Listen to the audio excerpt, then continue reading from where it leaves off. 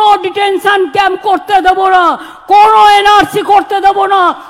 এই মুহূর্তে সব থেকে বড় আপডেট বন্ধুরা, মুখ্যমন্ত্রী মমতা বন্দ্যোপাধ্যায় ঘোষণা করেছেন বাংলায় কোনো ডিটেনশন ক্যাম্প করতে দেবেন না, অর্থাৎ বাংলাতে এনআরসি তিনি করতে দেবেন না। তিনি সেটা আগের থেকেই বিরোধ করে আসছেন।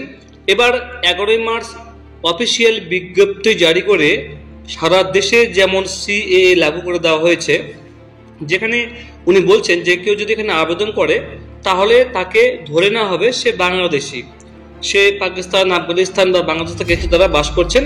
অর্থাৎ আপনি আবেদন করছেন মানে আপনি ভারতবর্ষের নয়, অবশ্যই আপনি বিদেশি অনুপ্রবেশকারী আপনি, তো সেক্ষেত্রে আপনাকে ধরে নেওয়া হবে আপনার আপনি বিদেশি। এবার আপনাকে ওরা মানে বিদেশি বলে ঘোষণা করে দেবে, কিন্তু আপনার নাগরিকত্ব ছিনিয়ে নেওয়া হবে। এটা কিন্তু রাজ্যের মুখ্যমন্ত্রী মমতা বন্দ্যোপাধ্যায় তিনি এটা প্রচার করছেন। যদিও কেন্দ্র সরকার বলছে যে সিএএ কোনো নাগরিকত্ব ছিনিয়ে নেওয়া হয় না, এখানে নাগরিকত্ব দেওয়া হয়। আফগানিস্তান, বাংলাদেশ, পাকিস্তান থেকে আসা ধর্মীয় কারণে অত্যাচারিত হওয়া, ইতিমধ্যে তিনি একজন একটা টিভিতে ইন্টারভিউ দিয়েছেন, তিনি এখানে বলেছেন কষ্ট করে যেহেতু সেখানে মুসলিমরা মুসলিম কান্ট্রি 3টা দেশে, তাই সেখানে মুসলিমদের অত্যাচারিত হওয়ার কোনো কারণ নেই, তাই বাকিদের হিন্দু, বৌদ্ধ, জৈন, খ্রিস্টান তাদেরকে এখানে নাগরিকত্ব দেওয়া হবে। 2014 সাল 31 ডিসেম্বরের মধ্যে যারা ভারতে যারা প্রবেশ করেছেন আর মিনিমাম যারা 6 বছর ধরে ভারতে আছেন তারাই এখানে আবেদন করতে পারবেন। তো এখানে আবেদন করলে আপনি ভারতের নাগরিকত্ব পেয়ে যাবেন সমস্ত যাচাই বাছাই হওয়ার পরে। এখানে আপনি অফলাইনে অনলাইন দুটিতে আবেদন করতে পারবেন। তবে এখানে একটা রাস্তা খুলে যাচ্ছে, সেটা হচ্ছে যে যদি আপনি নাগরিকত্ব দিতে চান তাহলে নাগরিকত্ব সিএ করার কোনো মানেও তো নেই। তারা আছে, তারা নিশ্চয়ই ভারতীয় নাগরিক থাকুক, কোনো সমস্যা নেই তো না, তারা তো আধার কার্ড আছে, ভোটার কার্ড সবকিছু তাদের কাছে আছে, তো সিএ হওয়ার কোনো কারণ নেই। অর্থাৎ এখানে সিএ এর ঘোষণার সঙ্গে সঙ্গে এটা স্পষ্ট হলো যে আগামী দিনে এনআরসি চালু হচ্ছে, মানে এদেরকে একটা অভয় দান দেওয়া হলো, তাদেরকে একটা সিকিউরিটি দিয়ে দেওয়া হলো সিএ এর আন্ডারে। তারপরে এনআরসি শুরু হবে, যেখানে হিন্দু মুসলিম সবাইকে মিলে কিন্তু ভারতবর্ষে একটা অনলাইনে আবেদন শুরু হবে পশ্চিমবঙ্গে।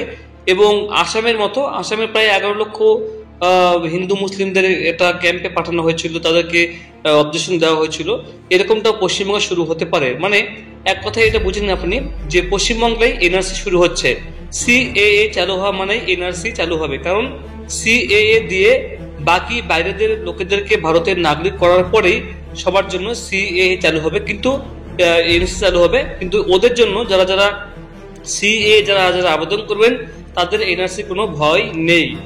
এবার তিনি মমতা বন্দ্যোপাধ্যায় বলছেন যে বাংলায় কোনো ডিটেনশন ক্যাম্প তৈরি করতে দেওয়া হবে না। তিনি এই কথা কেন বলেছেন? একদিকে নাগরিকত্ব সংশোধনী আইন আর অন্যদিকে টালমাটাল নির্বাচন কমিশন, এই দুইয়ের যোগসূত্র একটা বিজেপি। বুধবার গেরুয়া রাজনীতির এই সমীকরণ স্পষ্ট করে দিলেন মুখ্যমন্ত্রী মমতা বন্দ্যোপাধ্যায়। সিএএ সংক্রান্ত বিধির বিজ্ঞপ্তি জারির দিন থেকে তৃণমূল নেত্রী সতর্ক করেছেন এই আইন আসলে এনআরসি থেকে এক ধাপ এগিয়ে যাওয়া। এদিন সেটাই আর একবার দ্ব্যর্থহীন ভাষায় বুঝিয়ে দিলেন মমতা। তার সাফ কথা, সিএএ ও এনআরসি হলো বিজেপির গিমিক পলিটিক্স, স্রেফ ধাপ্পা। 2-3টে আসনে জেতার জন্য রাজনৈতিক ছক কষছে ওরা। আসামের মুখ্যমন্ত্রী বলেছেন সিএএতে কোনো লাভ নেই, ওরা ভোটের কথা ভাবছে।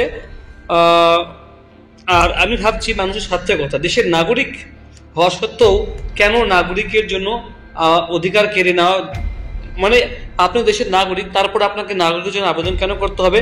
এটা আসলে নাগরিকত্ব কেড়ে নেওয়া, এটাই এনআরসি করার ছক।